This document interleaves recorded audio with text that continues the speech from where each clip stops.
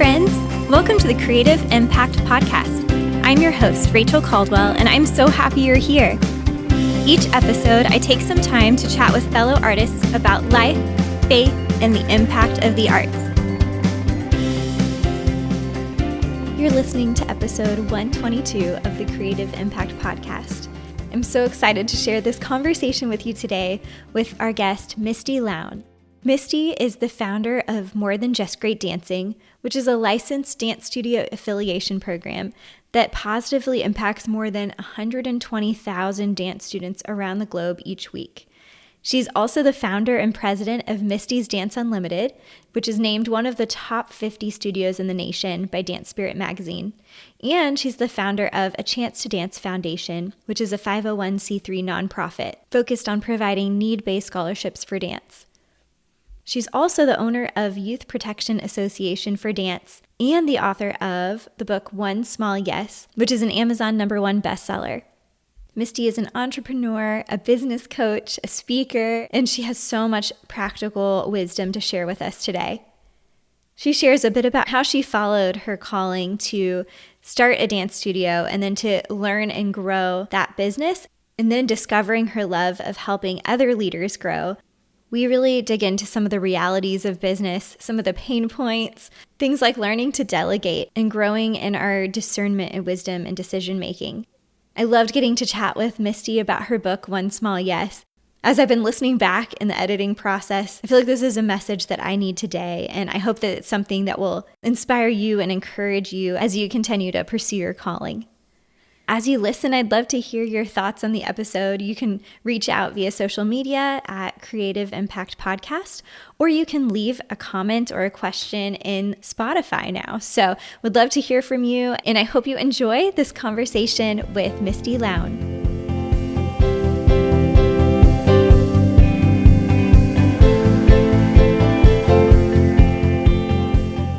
I'm so honored and excited to be here today with Misty Lown, and just getting to have you on the podcast is such a gift. So thank you for being here, Misty. I'm honored to be here. I'm looking forward to our conversation. Yes, me too. I feel like you're kind of in a similar vein, maybe, of some of the things that I'm working in. And it's just so inspiring to see how you have continued to pursue your calling and how that's kind of taken various forms throughout your life. But yeah, so you're already an inspiration to me from a distance. So I'm so just grateful to get to talk to you and hear some of your journey. Well, likewise. Oh, thank you. So just to give our listeners a little intro to who you are, if they don't already know you, Misty Lown, she's the founder of More Than Just Great Dancing, which is a licensed dance studio affiliation program. So cool, by the way, that reaches over 100,000 dance students each week. And that's really how I know of you, through some mutual friends who are part of that affiliation program. And she also owns the Youth Protection Advocates in Dance and Misty's Dance Unlimited. So lots of recognitions, and one of which being that she's been named Outstanding Businesswoman of the Year by the YWCA, and also just has been recognized in a lot of places around the country, around the globe, for her work as a coach, as a dance studio owner, as a teacher, and just as an author as well. So I didn't realize that you had authored a book, but it was so fun to discover that. And I've started reading it and I'm loving it, called One Small Yes, which was an Amazon #1 bestseller. So we're just so grateful to have you and excited to learn and glean from your years of walking out this entrepreneur journey. Thanks again for being here. Welcome. I'm happy to be here. And just listening to you kind of talk through a little bit of my background reminds me that things do evolve and change over time. In fact, just a quick update. Yeah. We are now Youth Protection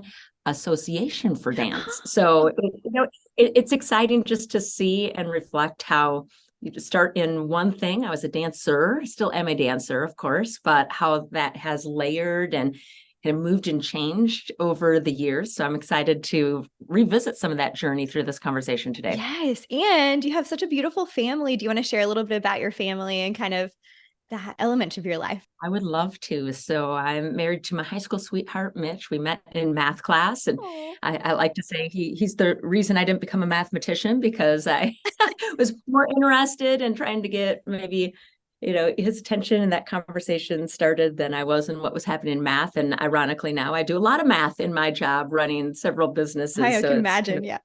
kind of a funny twist. Sometimes I look back and say, oh, maybe I should have paid more attention in But it when I sounds was like it worked out well in that. it worked out all right, and the math in our relationship is pretty good too. We have 5 kids, Aw. and we are raising our kids in the town where we grew up, and they are fourth generation grads of the high school that we both went to. So it's Aw. just really, really neat to see that and to be a part of that, and now see our kids growing into their young adult lives. Our 5 kids are between the ages of almost 23 now and down to 14. That's so fun. I imagine it's a full life right now with all of the things that they're doing too, probably, but so fun, so exciting. It is. It's a very full life. And I think it's fun to see our now teen and young adult kids. You can look back to when they were little, and you can kind of see how they were created with certain interests and, kind of bents and skills and talents. And now that's emerging in their adult life. Mm. And it's just so much fun to see. I can look back and say, well, of course, the child who was really interested in Legos is likes to build things and create things Yes. now as a teen or a young adult. So it's fun to see. Yeah, those connections and kind of the threads throughout our lives. And speaking of thinking of your journey and how dance was kind of woven in from a young age, do you want to share just kind of a brief overview of how you got into dance in the first place? Absolutely. So I was brought into the dance world from my mom. I was born with a club foot. So there's a congenital club foot, and then there's a birth trauma club foot. I had the latter. So it was a birth trauma defect, and it was corrected when I was under the age of 2. So they basically break the foot and cast it. And part of the therapy is to, repetitively your foot is put into a turned out position with the hope that it would track just straight forward, and you'd have a normal walk and gait and cadence to how you move in the world. Mm-hmm. So ballet was prescribed for me. I also had childhood asthma. So for those 2 reasons, everybody thought dance would be a great thing for a young Misty Averill at that point. Aww. And I fell in love with it. I did the kind of ordinary preschool dance till mid-elementary school, and then I fell out of love with it and became a little bit of a problem for my mom, where I didn't want to go to class, and we didn't have a lot of extra resources. So she said, hey, if you're going to kind of complain about this, we are not spending the extra time and money to do this. Yeah. So it wasn't until probably middle school, where I realized that I actually really did love dance. Maybe I just didn't like some of maybe the classes or styles or experiences or teachers that I had, and I was able to pull that apart. And I went back into dance. Now, interestingly, I still only had 3rd grade skills. So I had to take class with younger kids. Mm-hmm. And that was highly motivating for me. And I actually give credit to my teachers at that point for not just kind of, pushing me along without skills with my peer group, but saying, no, you're skill wise, you're actually lower. And that very much motivated me to practice at home and to backfill some of the missing information that I had. Mm-hmm. And I think actually created a foundational perspective for me now as an educator about how important those building blocks are. And now I can speak with a certain amount of credibility with parents who maybe want their child to be on point shoes before they're ready, or want them to go up to that next level. And really just speaking about the scaffold or of a ladder, you don't want to put your child on a ladder with missing rungs. You actually want all of those rungs because you want that, that stability for your dancers. So I grew up dancing, thought I would be a dancer, thought that was my path. I auditioned for the Alvin Ailey American Dance Center's training program as a young adult, got a space in the training program, went to see the Ailey Company perform. And this might sound corny, but I share it because this is exactly what happened. I'm watching Revelations, which is their probably most well-known iconic piece, having a revelation of my own. I think it's one of the few times I know God audibly spoke into my heart. And what I heard was, what are you going to remember about this performance, next week, next month, next year? And what will those students that you're teaching remember of you for a lifetime? And, it was just like the scales shifted. And I knew, because of the profound impact that my teachers had on me, that hopefully my students would remember me in a similar respect for a lifetime and for my positive contributions. And I knew in that moment the classroom would be my stage. So I went home, got on the rotary phone, called the Ailey School. I said, I'm not coming. And I proceeded to tell everybody in my life that I was opening a dance school. I'm all of, probably 19 or 20 years old at the time. And I think people thought, Rachel, that I'd lost my mind. Yeah. That, who from Western Wisconsin, a small town with dreams of being a dancer, gives up an acceptance to the Ailey School to stay home and to teach dance or to start a dance school. Mm-hmm. It didn't seem like, from kind of maybe just a world's perspective, the most obvious choice or the best choice for me, but I was very convinced. And then I made a big shift. I said, I'm going to go back to school to be or for a graduate degree in education. If that was going to be my path, I wanted to be the best educator that I could be. Love that. And I just really leaned hard into that. I opened the dance school just shy of my 21st birthday and got a graduate degree in education. Shortly after that, we started our family, and I just became very serious about that being my craft, about the classroom being my stage. Now, interestingly, in my early 30s, I actually got an opportunity to go back to being a performer. I became a part of a group called Dance Revolution. It's a faith-based dance convention that tours America. And it was so neat to just kind of see what I had thought I had given up restored to me at a different time in my life. And I actually, got to do it at that point for the Lord. It was just really, really neat. And I'm grateful for all of the, the twists and the turns, and everything led me to be here with you today. Yes. So neat seeing how God can bring those things about in his timing. And I think the fact that it didn't really make sense to everyone around you almost is like that confirmation of, hey, this is something that you felt confident in, that the Lord spoke into your life, So that's really encouraging to hear, I think, for all of us, that it's okay when we feel those nudges and it doesn't exactly line up with, what the world would say is the best advice or the best path, that we can be confident to walk in the way that God has for us. And it may be unconventional, but it is going to be the best in his timing. Well, if I can add a layer to that too, I was largely unqualified to open a business. I had no business training. I had not taken any business classes in college. My undergraduate degree was in Spanish with a minor in English. So, nothing in my educational background or in my experience qualified me to run a business, but I became very serious about putting myself into situations, whether it was with mentors, seminars, workshops, mastermind groups, additional courses that I could take, to backfill what I didn't have from a resume perspective, and then really praying through all of, every decision. So it was very interesting to open a business without business education, without a business background, but just with that very clear direction. I very much feel like this is what I'm supposed to do. So graduate school filled out the classroom piece, but there was still this whole missing, I don't know how to run a business piece. Yeah. And I had to kind of go out in a quilt type fashion and bring pieces of that information in. And then really kind of the glue that held it all together was I spent so much time on my knees in those early years of business, just asking God for guidance about how to do what I had said yes to doing, but I really didn't have the skills or experience to do. So good. So good. Yes.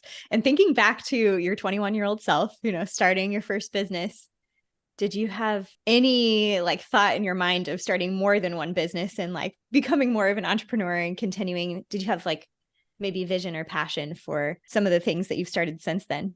Okay, so I'm going to answer both yes and no. So starting with the no side, absolutely not. I was just trying to figure out how to make rent and figure out how taxes worked and payroll and how banking worked and collecting tuition. I mean, there were just some very practical things about business that consumed every waking hour. I remember I have very distinct memories of going to the studio at 7 a.m., bringing my breakfast, lunch, and dinner. I kind of packed the 3 separate bags, worked all day, figuring out the business piece of things, having a costume change at 4 p.m., becoming a dance teacher, teaching until 9 p.m., and then having another costume change, becoming the janitor, cleaning everything up, going home at 11 p.m., and going to sleep and starting again the next day. So every waking moment was just consumed by learning and business survival and trying to figure things out. So that's the no side. However, on the yes side, prior to starting a dance school, I was involved in our local Miss America program. It's actually how I paid for most of my college education. I became Miss Lacrosse Oktoberfest. It's our local festival. Aww. And through that, I met my fest master who built me my first building for a dance studio. So lots of neat connections there. His name was Deke Swanson. He's now in his 80s, and we still have breakfast at the same restaurant where he initially said yes to my dream of opening a dance school. It's a whole other sweet story. But as part of my practice interview process for that program, somebody once asked, what's your big dream? What do you want to do with your life? And I said, I'm going to franchise dance studios. Yeah. Rachel, I don't even know how I knew the word franchise at that point, probably 20 years old. I mean, it wasn't even in my vocabulary. How would I have known that word, right? It's just something that came out of me. Now, I did not end up franchising dance studios, but we ended up licensing the intellectual property systems and best practices from Misty's Dance Unlimited to the entire network of More Than Just Great Dancing. And licensing is very similar to franchise, the difference being that our licensees did not, we don't own them. They don't take, well, in franchise, the franchisor doesn't own them either, but I'm spelling this out for the sake of your audience. Yeah. They don't take our name. They keep their own identity. They don't pay us a percentage of their sales. We don't do their advertising for them. We don't do their buying for them. So those are kind of distinctions of franchise, but they were using all of our systems and best practices on a training basis and a licensing basis, which is basically rental. It means, hey, we have this pool of resources that you can use to run your business better. And as long as you're a member of this association, and your membership is your rental, if you will, you have access to this. So it's very interesting that kind of out of the mouth of babes, I have no idea where this came from as a young adult. I said that, and that had to have come from somewhere. Yes. Right? Where that have come from. And then in my later life, I ended up doing something that very much had that feeling of gathering a group of hundreds of school owners who are centered around in ethos of belief and idea that dance lessons can be used to teach greater life lessons for kids, that we believe we can make a living and have a life, and we can use this wonderful thing called the gift of the dance school and give back to the community. So it wasn't franchised, but it definitely was assembled around a common core. And I think that's neat. That is so neat. That's fascinating that, you kind of already had that in you, that the Lord had already placed that in you. And then over time, seeing that come to fruition, maybe not exactly in the way you would have envisioned, but yeah, so powerful. So I'm curious, what have been some of the main pivotal moments along your journey from opening your first, dance studio to where you are today? Oh gosh, so many, but I'm going to highlight a few because perhaps they resonate with your audience. The first we've covered already, that idea that I was going to open a school when everything pointed towards this other, maybe more logical path of going from being a dancer to being a performer, kind of skipping over that piece and going straight into teaching and studio ownership. Another big pivot point came when I realized that I had to make a choice between helping to, and I'm using air quotes now, raise other people's kids or raise my own. So as I've already mentioned, we have 5 kids. At one point, we had 5 kids under the age of 8. So that was age 8, 6, 4, 2, and a newborn. Wow. And I very much remember when the kids that we had at the time were under the age of kindergarten, meaning I was home with them during the day, and I kind of high-fived my husband, who was a school teacher, as he came in the door. I went to the studio. How that was a very sweet period of time, very busy period of time, but very sweet, when everything just kind of worked. I was able to be home with the kids during the day. I was able to be with all the dance kids at night. And there really wasn't a lot of conflict of interest, if you will, in terms of how I spent my time. Other than that, I was tired all the time and it was very, very busy. Yep. When my daughter got to the age where she was going to go to the kindergarten, I just had this realization that she was going to be gone all day at school and I was going to be gone all night at dance school. And I thought, we're going to go from me being very available and present as a parent to being basically absent from my daughter's life, because I would send her off to school in the morning and then, maybe high five her too on my way out to the studio. But I would be missing, I wouldn't have very many meal times with her. I would miss bedtime. When it got to be homework time, I would be absent for that. So my husband and I made a choice that I needed to start a process of stepping out of the classroom and start a process of equipping other teachers. And that's where I realized that although I was a very effective teacher in the classroom, that I could use that same teaching skill and possibly even be more effective for the students by teaching teachers. So I slowly started stepping out of the classroom, started training other teachers. And it was so neat because I was teaching at most, I think, I would say 26 classes a week. Wow. And I stepped back to, maybe 20, then 18, then 12, then 8, then 4. And over these years, I started stepping back my direct classroom involvement. But then I was amplifying my influence through other teachers. So I believe that I had a greater influence on students by training teachers than I did by actually training students, because I would have been bound to just the amount of hours I could give in the classroom if I was only training students. By training teachers, and now by training studio owners, that has just it's like an exponential multiplication. I could never teach thousands or even tens or 100,000s of students a week. That's not possible, but I can teach teachers and studio owners how to do that effectively. And that's really neat. So that's been a big pivot point. I think another big pivot point then after that, after I started training teachers, then I had to start training administrative staff, how to actually run the business. And I think a lot of business owners very, very much, they hold things close to the vest. Even studio owners are afraid to let other teachers have positions of influence with their students. They're afraid that they'll train up the teachers or train up the administrative help and that they'll leave, or maybe they'll go start their own thing.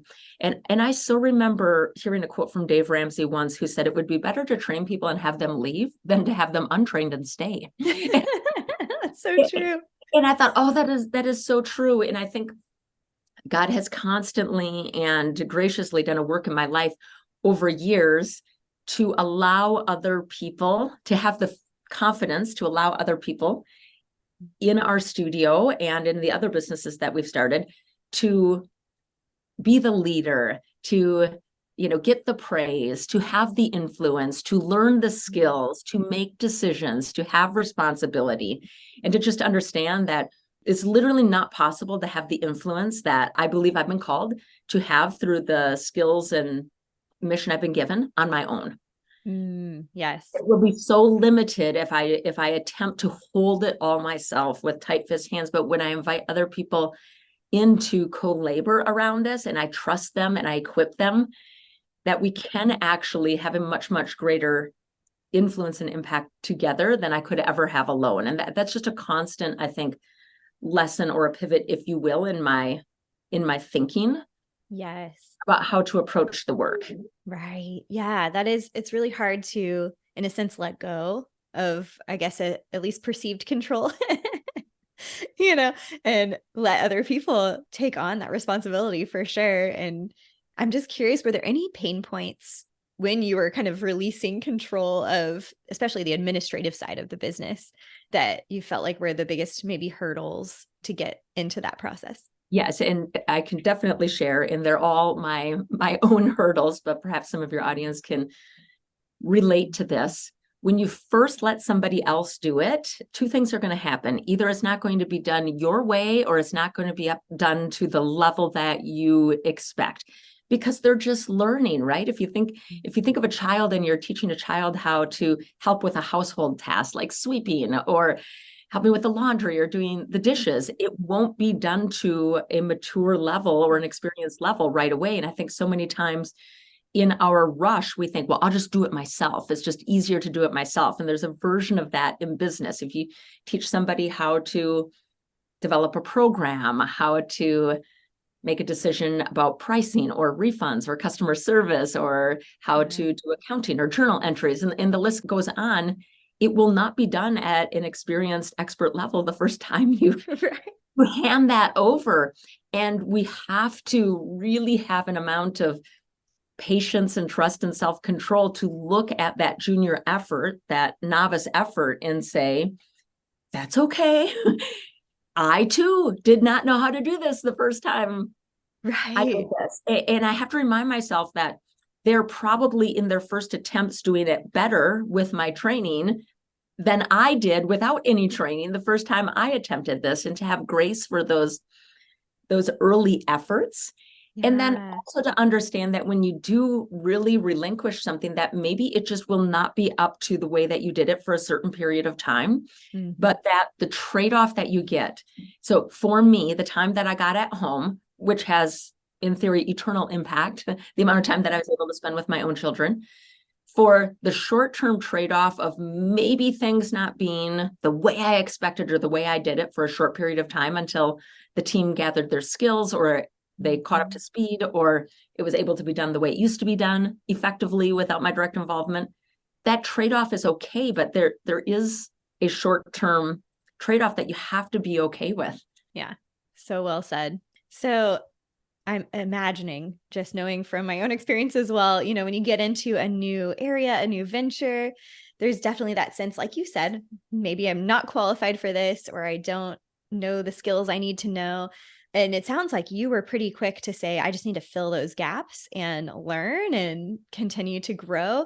Was there something that helped you to overcome kind of that, what we would call imposter syndrome, or kind of that resistance that comes when we're facing something new? I think I have an unusual ability to put myself into rooms where perhaps on paper I don't belong, rooms, settings, classes, environments, and to recognize that that's what I need or that's what's good for me. And I can relate that back to my dance training years. I think everything about dance training is a constant interface with something that's beyond you. I mean, that is the nature of dance training, right? That's so true. Yeah. You can do a double, great, let's try a quad. You can do a quad, great, let's try fouette turns. You can do point, great, let's try turning on point shoot, let's try partnering. Everything in dance is constantly putting ourselves into an environment to stretch past what we're capable of.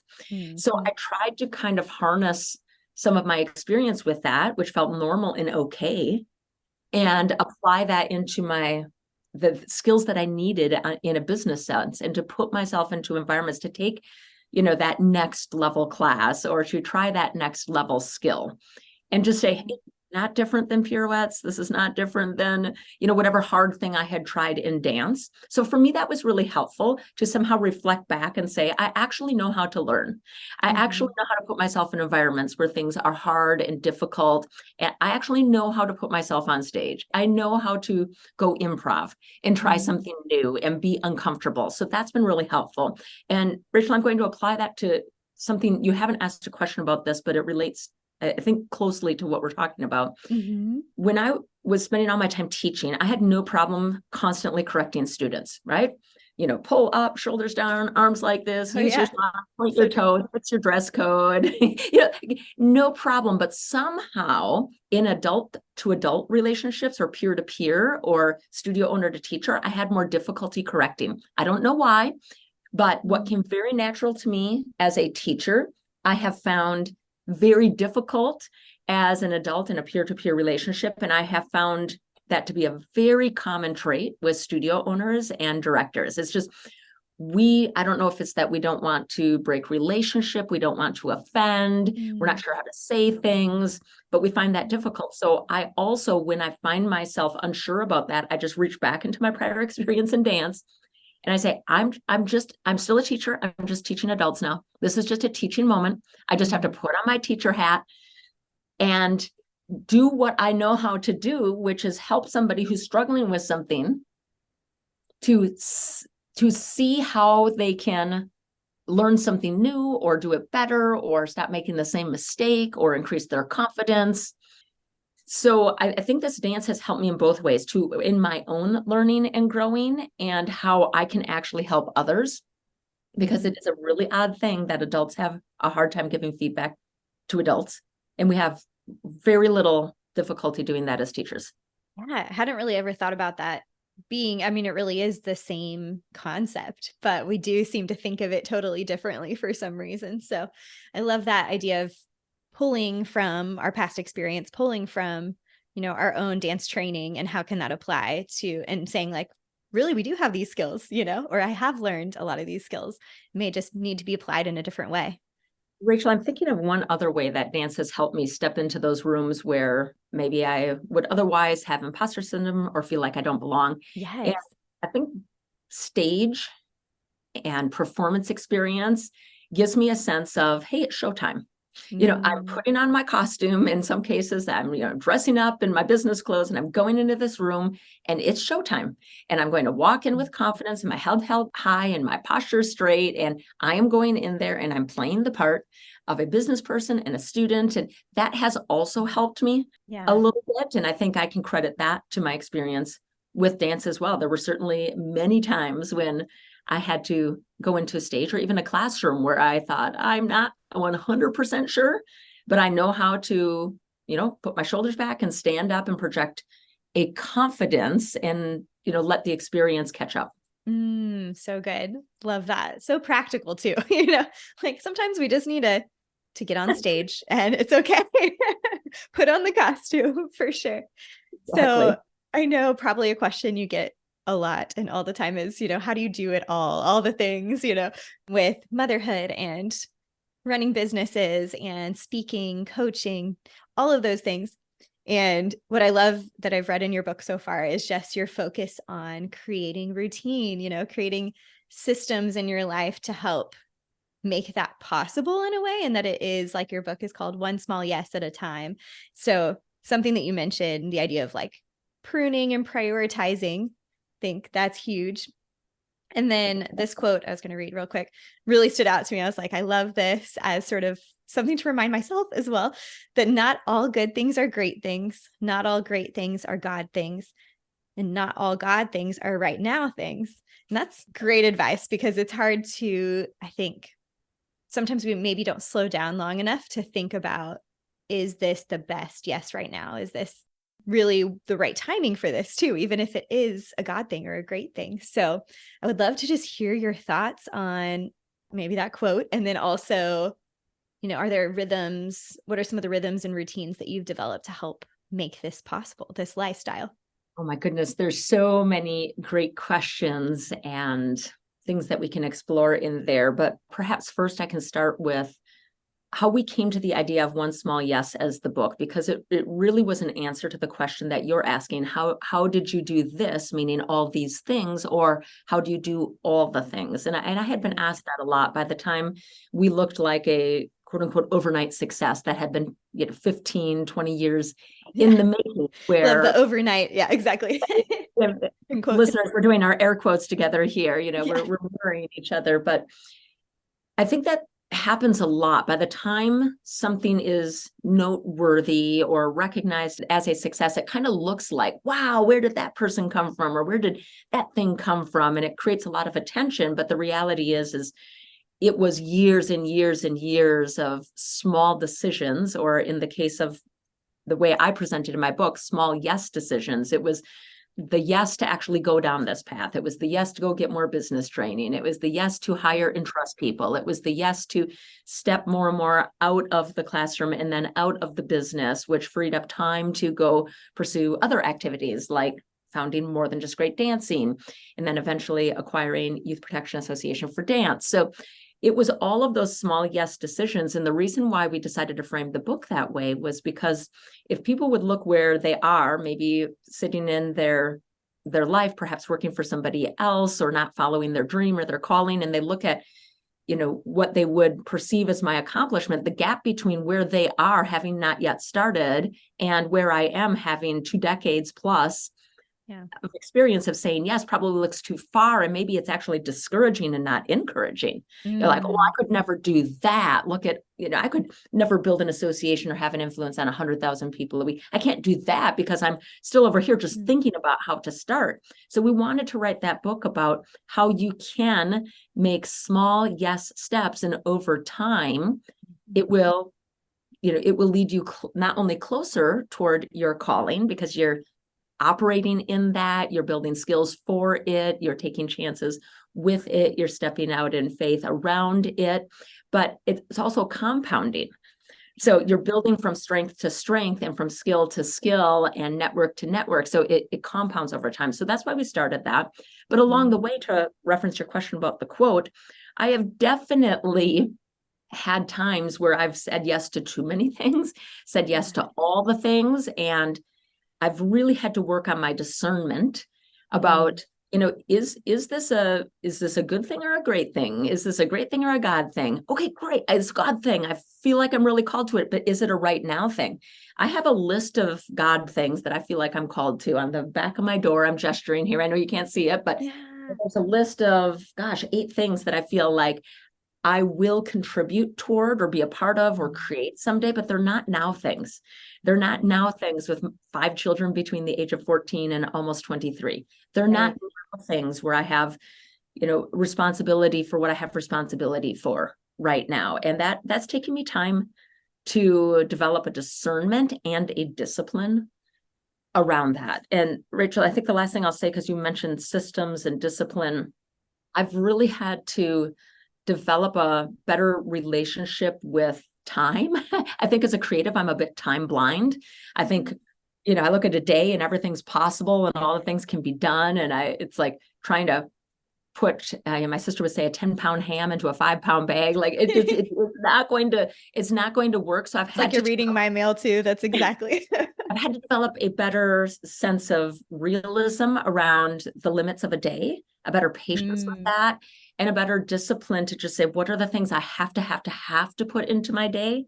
I really do better if I start my day with some quiet time or reflection or planning or in prayer or in the word. I just do better. It doesn't always get in there, but I know the more I can ground my day with that foundation, the better the day goes. In fact, I'm reading a book right now called Draw the Circle by a pastor named Mark Batterson. And just today, it referenced a quote. I want to say it was a Martin Luther King quote. I could be wrong. But anyway, if I have a really busy day, I actually need more time in prayer at the beginning. Like the busier the day is, the more time that I need to prepare for it. And sometimes I spend the whole day preparing because that's how busy the day is. And I think it's such a contradiction to maybe just what pop culture would tell us, hustle, grind, go faster, do more, optimize every minute. So I'm working consistently to put those bumpers and boundaries and rhythms into my day as a foundation of strength and hopefully wisdom and discernment for the day. I don't always get it right, but hopefully better every day. Yes, a little bit, just a little bit each day, and having grace for those days where we kind of miss that mark, and then, the next day we don't have to walk in shame on that, but just keep moving forward. So that's amazing. Well, I love your heart you just have a teacher's heart for sure, but also your heart for mentorship and helping develop leaders, like we were talking about earlier in business, helping other business owners. And I would love to hear how mentorship has impacted your life personally and in leadership, I guess. Yeah, that's such a great question. And I think like most people, I probably have positive and negative examples of that. I've looked up to various leaders in my life and kind of from the outside thought, oh, that's the person I want to be. But as I got, closer, I thought, oh, that's not actually the person that I want to be. Maybe what's, presented from stage is not actually what, happens behind the stage, or, perhaps they didn't actually make room for other people to lead. They were, that was a threat somehow to, their position. So as I've experienced that on a follower side, I'm actually taking a class in followership right now. It's a very interesting, it's the counterpoint to leadership. You can't be a leader without followers, and it's hard to be a follower without leadership, right? So I'm taking a class on followership right now, and it's really made me reflect about times when I've been in environments where there are leaders who don't make space for other voices, or, perhaps would feel like their leadership is on shaky ground if other leaders are allowed to emerge. And that's really, I think, made me be very thoughtful now in my current life about the voices that I bring into my life as mentors and who I follow as leaders, and then also how I approach leadership. And I actively, and maybe I even over-index on this because of some of my own personal experiences, but I'm actively trying to raise up other leaders, and I'm actively trying to step out of the way to create room on, the stage or the platform or the office or the banner for other people to bring their own unique gifts, skills, and experiences. Because I had, several times when I didn't have that opportunity, or I thought I would, and it wasn't welcomed, or I thought it was one thing, it was a different thing. So, Yeah. It's just interesting. I don't know if this is quite the answer to your question, but every leader, there's a place for them also to learn how to be a follower and not just lead. And for every follower, I think there's an opportunity to learn how to lead as well. And for me personally, my goal is to equip the next generation of leaders. Like at some point, I will not be here, either because I won't be in the business doing the work, or I actually will not physically be here anymore. And I'm far more concerned that the next generation of leaders can do it more sustainably and with better practices and a better roadmap than I have, than like hanging on to my position for as long as I can, because quote unquote, I made it, or it's my thing, or I own it. Yes, so well said. For you, what does it look like to intentionally develop leaders, and maybe just some practical tips on how to go about that for leaders that are listening today? That's such a great question. So part of it is a rhythm and a routine. I meet regularly with our leadership team. So there's a timing component to it. There's a frequency, there's an intimacy to it. And then there's also a scaffolding to it. Just like we train dancers and we start with the basics, plie, tendu, arabesque, and then we're traveling moves, and then we're turning moves, and then we're doing multiple rotations. Then we're putting things together with choreography. I'm very actively with the leaders that I'm training doing the same thing. Here's the basics of whatever it is I'm asking you to lead. And then over time, we're giving them the opportunity to have a more advanced practice of whatever it is they're doing. It could be budgeting, right? So on a very simple, practical example, hey, I made the budget, you're responsible for keeping it. That's level one, right? Level two is you're going to work with me on establishing the budget and be responsible for keeping it. Okay, level three is you're going to create the budget and be responsible for keeping it. So over time, we not only release more responsibility, but we have to create more skill so that as that responsibility, as they pick up the responsibility, they have the skill and confidence to run with it and to bear both the risk and the reward, right? I think that's something people don't really like to talk about, is taking on that responsibility of the leadership. I think we tend to think of the reward side. Maybe I have new authority, or I have a new title, or a new pay tier, or a new level of something. But with that reward comes responsibility. So as the business owner, if it goes great, that's great for me. If it doesn't go great, I'm selling my car to make payroll. And I've done that. Actually, that's what falls on somebody who has, 100% of the reward and 100% of the risk. So as we raise up leaders, there's a part of that conversation about reward sharing, of course, but also risk sharing. What happens, if over time the decisions that you make do not go well, and having those conversations. So I don't know. I love it. Like you said, I have a teacher's heart, and this is where I'm currently enjoying spending my time teaching is raising leaders. So good. I really like that framework of looking at both the reward and the risk and helping them to understand that as they're continuing to grow and, step into more and more leadership. I think that's such a valuable conversation. And I think we do tend to avoid talking about the risk element and just try to get people, with the reward. And it just kind of like we avoid talking about, how we're going to coach our peers and our colleagues, or it's easier to talk about the reward than the risk and the reward. It's easier to teach students than it is to consider our peer-to-peer relationships as coaching relationships as well. So that's a growth area for me. I've become aware of it, and I'm really trying to lean in to both of those things in this season of my life and be more comfortable with that. And also to be comfortable when we're more honest about it, that, hey, when you're stepping up into this relationship, there's going to be more coaching, there's going to be more feedback loops, it's going to be more candid, it's going to be more transparent. You are going to have to bear some of the risk and the reward. Some people actually will look at that and say, thank you for being candid with me. I actually do not want that. I want to be an awesome follower. I want to be the most excellent contributing member of the team, but I don't want that responsibility. I don't want to create vision. I don't want the 24/7 phone calls.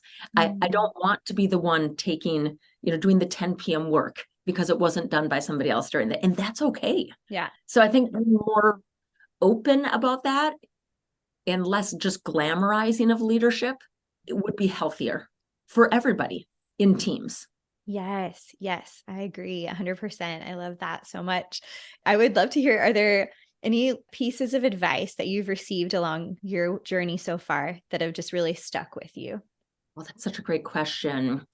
So I've had a great relationship with a mentor whose name is Darren Hardy. He's the former publisher of Success Magazine. He wrote a book called The Compound Effect, which really was an inspiration for my book about small yeses and the idea that they can add up to big things over time. And he has a phrase that says, we just go for better every day.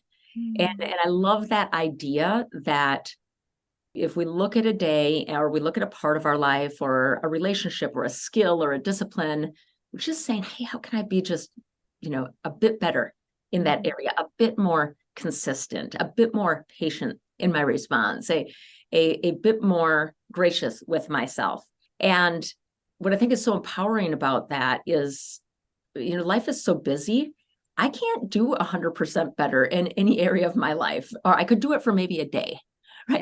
Yeah. Think about why most fitness plans fail by January 5th, right? January 1, we're going to change our lives and eat, only the good things and get to the gym every day. And by the 5th, real life kicks in, or maybe the 15th, if you're extra disciplined, real life kicks in. And the idea that you're going to basically go from 0 miles an hour to 60 miles an hour and sustain that is probably not realistic. Like even a Lamborghini sits in park for a while.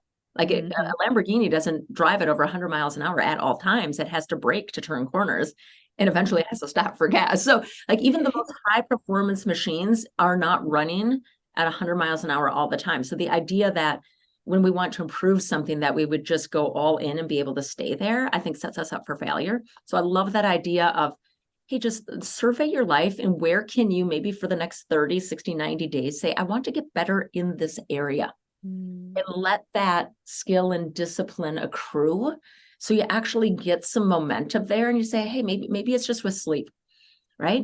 I'm personally trying to get better at sleep. There's a whole kind of school of thought about sleep hygiene. Who knew that was a thing, right? It's about turning off your devices at a certain time and having a proper wind down routine. And so I'm working on that. And that's really hard because my brain goes fast and I never want to shut down and every hour is an opportunity. So I'm spending months now working on developing a better relationship to rest. Yes.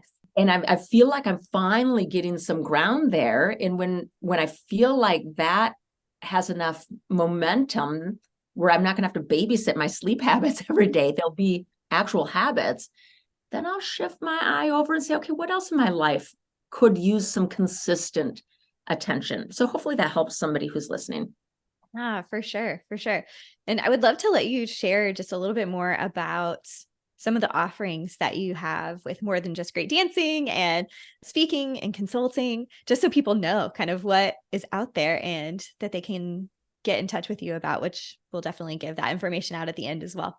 I appreciate that. Thanks for the opportunity. So More Than Just Great Dancing is a dance studio owner support organization, and we have different levels of support, and it has absolutely transformed the lives of the people that we work with. And sometimes people come in because they really don't have business experience and they're looking to figure out how to actually structure the business components of a dance school, and we might help them with that. Or perhaps they have a strong business but they've never really figured out how to build a team, and the business is going great but family's not going great, so they need to build a team so they can actually reap some of the reward of the hard work of building a business. So, whether they're coming in on the business side or the people side, or maybe they're even looking for what their next chapter is, what do I do with this wonderful thing that I've built, and how do I transition to that next season of my life?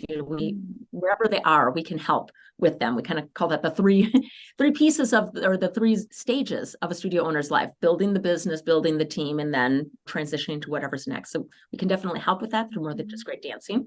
We also have Youth Protection Association for Dance, which provides educational courses and certifications around safety and wellness. You're probably aware that dance is 100% unregulated. There's no kind of prevailing national standard for dance. So we advocate for what we think are common sense foundations. Like we believe there should be background checks for adults serving with kids, just like you do in schools or just like you do in churches. We think that's a best practice, strong foundation. We think having CPR and first aid certification and training. We think that having abuse awareness, prevention, and response training is really important. We think that having injury reduction awareness and response training is really important. We think having some information about child development and what's age appropriate for kids and how fast the world is moving in regard to how they're living in a social media world and how dance has become so entertainment driven, and having awareness around that so we can put bumpers and boundaries around letting kids be kids is really important. So, if you're a teacher or a studio owner and you're thinking that you'd like to strengthen those areas of your practice, which are parallel to the business practices we help with at More Than Just Great Dancing, and the leadership development we help with there, and the transitions we help with there. But if you want to really strengthen your classroom practices, we'd love to get you connected through the Youth Protection Association for Dance. And they're all available online. Of course, you can reach out to me personally online as well. Anything at Misty Lown will get you to me. Awesome. That's so helpful. And I'm super grateful that there is that association that is in existence and is hopefully continuing to grow and spread, because I think creating some just good safety standards and good best practices is going to be so helpful for the dance community as a whole. And just as we wrap up today, I like to ask everyone that comes on the show, is there something on your heart that you'd like to share with other artists right now? I just really want to share some encouragement. I think that everyone, especially the artist, needs encouragement because we give so much. Parents give so much.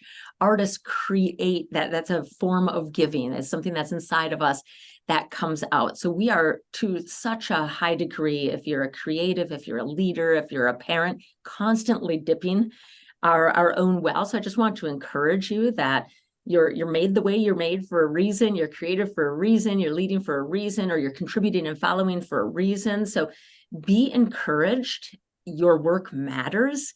We won't always get to see the fruit of it right now in front of us. But I just got a card from just this morning, like right before I walked in here. I opened up this card, and basically it's, from a student of mine that said, I know sometimes I'm not the fastest to pick everything up, but I thank you for creating a space that you believed in me, and I'm doing what I'm doing today now, basically, because you're my teacher.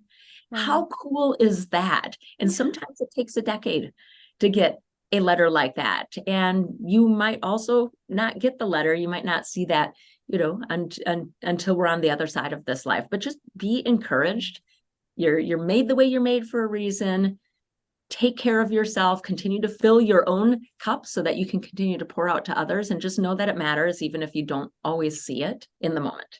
So encouraging today. I think we all need to hear that. And just last fun question is, what is one of your favorite things right now? This could be anything. Oh my gosh. Well, before we started this podcast, I introduced you to my two dogs, Jake and Stella. And it's so fun. This is an interesting fact about me. I always thought we'd have 7 kids. We have 5. So Jake and Stella are number 6 and number 7, according to our family. Perfect. And I'm just having fun.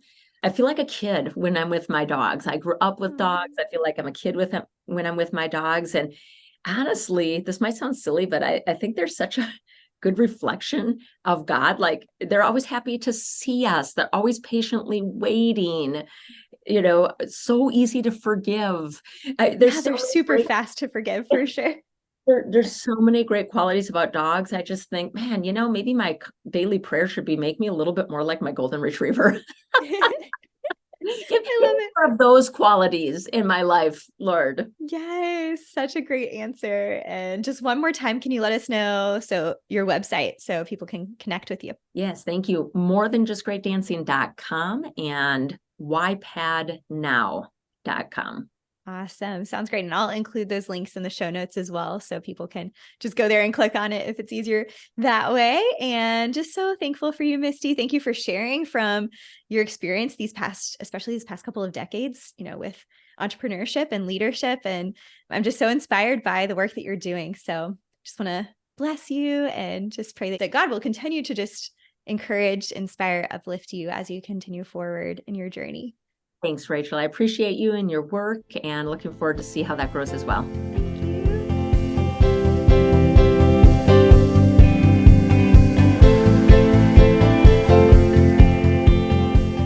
You can find all the links, full show notes, and additional resources on our website, creativeimpactpodcast.com.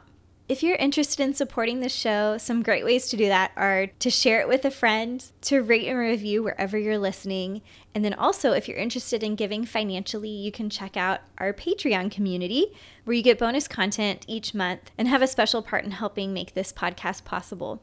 You can access our Patreon community on the link at our website or by going to creativeimpactpodcast.com/PATREON.